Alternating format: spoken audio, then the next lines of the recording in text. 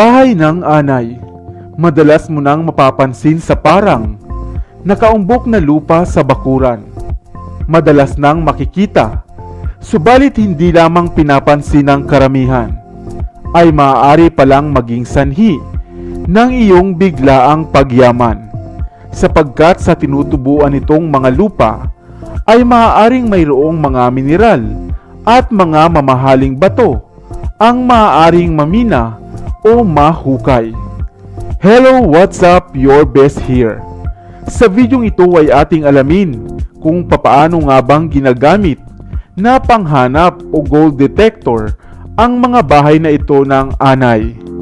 At ang napakarami pa palang gamit nito sa tao na dapat mong malaman. Kaya kung bago ka pa lamang dito sa ating channel, ay huwag mong kalimutan na pindutin ang subscribe button at ang notification bell at mag-follow na rin sa ating Facebook page upang lagi kang updated sa aking mga bagong uploads. Ang mga nakatambak, nakaumbok at tumataas na tumpok ng lupa ang siyangang pinaninirahan o siyang tirahan ng mga langgam na kung tawagin natin ay anay o mga termites.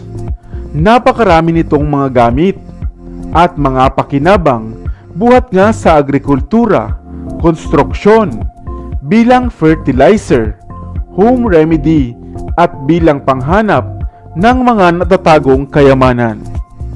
Ang bahay ng anay o ang lupang ito ay nagtataglay ng maraming nutrients at mga beneficial bacteria na mainam na magagamit sa paghahalaman o pataba sa halaman. Maaari rin itong ihalo sa mga lupang walang sustansya upang maging kapaki-pakinabang para sa pag-aalaga ng mga prutas at gulay. Kadalasan din itong ginagamit sa paggawa ng mga pottery, storage container at mga baskets sa pamamagitan ng paggamit dito bilang isang clay. Mainam rin itong gamitin sa paggawa o sa pagbuo ng mga bricks na isang matibay na bahagi ng isang gusali o bahay. Samantalang ang kakaibang pamamaraan ng arkitektura sa bahay ng mga anay ang siya namang ginagamit na inspirasyon sa paggawa ng mga ventilasyon sa ilang malalaking gusali o building man. Sa kabilang banda, ito rin ay isang mabisang indikasyon na malayo sa pagkatuyot ang lupa nitong kadalasan niyang kinatutubuan. At ang panghuli na alam kong nais mong malaman ay kung papaano nga bang magagamit ang mga bahay na ito ng anay sa paghahanap ng kayamanan.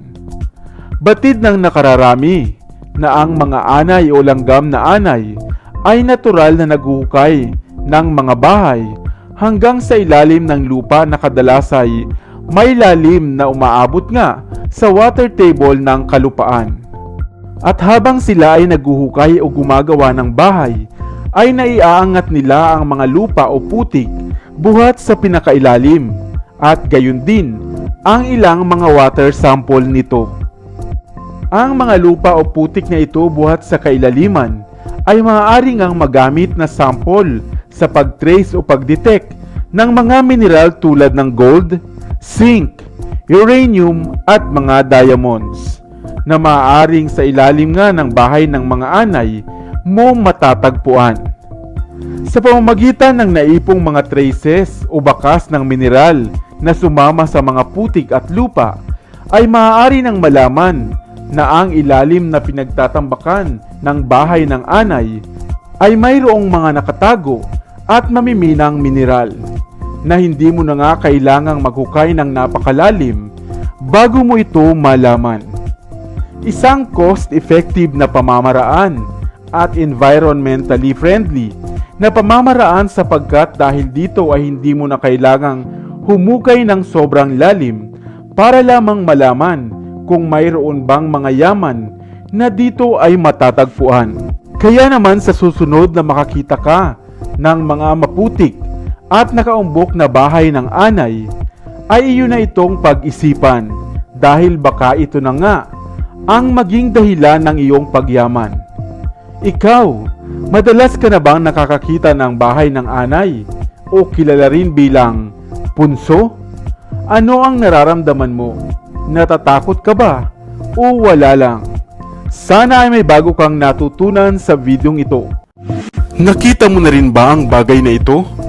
Isang animoy munting bundok na yari sa lupa o sa putik, at kadalas ay mayroong mga langgam na naglalabas-masok rito. Ito nga ang bahay ng langgam o ang tinatawag na punso. Madalas nga itong iniilagan ng karamihan sapagkat ito raw ay kadalasang pinaninirahan ng mga maligno, partikular na ang mga duwende. Subalit batid mo ba na maging ang bagay na ito pala ay napakaraming dalang halaga at maaaring gamiting panlunas sa mga sakit sa katawan na inyong iniinda? Hello, what's up? Your best here. Opo, ang bahay ng langgam ang ating pag-uusapan, at kung papaano nga bang ito ay magagamit mo bilang panlunas sa mga sakit at kati-kati sa katawan. Kaya naman kung bago ka pa lamang dito sa ating channel, ay huwag mong kalimutan na pindutin ang subscribe button at ang notification bell, at mag-follow na rin sa ating Facebook page upang lagi kang updated sa aking mga bagong uploads. Ang punso, Valmica amrotica o bahay ng mga langgam, ay isang uri din pala ng gamot na maging noong unang panahon ay ginagamit na rin. Ang mga langgam, anay at ang mga kauri nito ay madalas ngang makikitang gumagawa ng bahay para sa kanilang mga koloni. Madalas nga itong napupuna bilang tambak ng mga putik o lupa na kadalas ay makikita sa parang, sa damuhan, sa puno o sa ilalim ng siwang ng mga bato, at maging sa ating mga tahanan. Ang lupa ngang ito ay di naman natin pinapansin at binibigyang importansya sapagkat akala natin ay wala nga itong iba pang halaga. Subalit halika at isa-isahin natin ang mga benepisyo at gamit ng bagay na ito na maaari mo ring mapakinabangan. Una, ang bahay ng langgam tulad ng punso o pusngo ay mainam palang ginagawang clay sa paglililok ng mga paso, vase at iba pang display na yari sa putik. Madalas din itong gamiting pampakinis sa mga tungko o lutuang ginagamitan ng kahoy kung kayo naman ay naninirahan sa probinsya. Ang putik rin buhat sa bahay ng langgam ay maaaring kunin at gamiting pangtanggal ng mga marka o acne sa balat. Dahil ito nga ay mayaman sa protina, phenols, flavonoids, tannins at saponins at ilan pang mga organikong compounds. Ayon nga sa ilang pag-aaral, ang lupa buhat sa bahay ng langgam ay mainam sa pagpapagaling ng mga acne at acne vulgaris. Samantalang sa naturopathy naman, ang pagpapahid ng paste buhat sa bahay ng langgam na hinaluan ng mustard seed powder ay mahusay rin sa pagpapagaling ng pananakit ng tuhod at mga muscle pains. Kung kayo naman ay nakagat ng mga insekto, gumawa lamang ng paste buhat sa bahay ng langgam at haluan ito ng katas ng false daisy. Pagkatapos ay ipahid na nga sa irritableng balat na nakagat ng insekto upang ito ay mabilis na gumaling. Kung sakali namang masakit ang inyong pigi o bewang dulot ng stiffness, spasm o hindi maigalaw na balakang, mainam rin ang paglalagay ng paste nito o paste ng bahay ng langgam na hinaluan ng dahon ng neem at honey upang mabilisang mawala ang pananakit nito.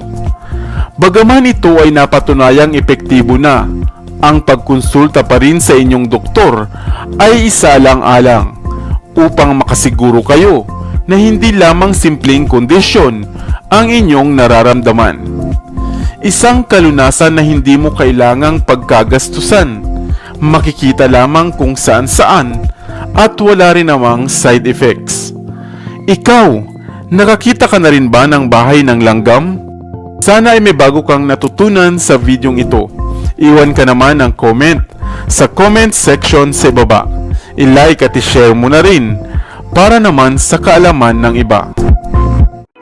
Dito na sa Best TV, tayo ay matuto. Utak mapuno ng bagong kaalaman. Dito na sa Best TV, tayo ay lumibot. Lihim na mundo ay ating matuklasan. Dito yan sa Best TV, dito yan sa Best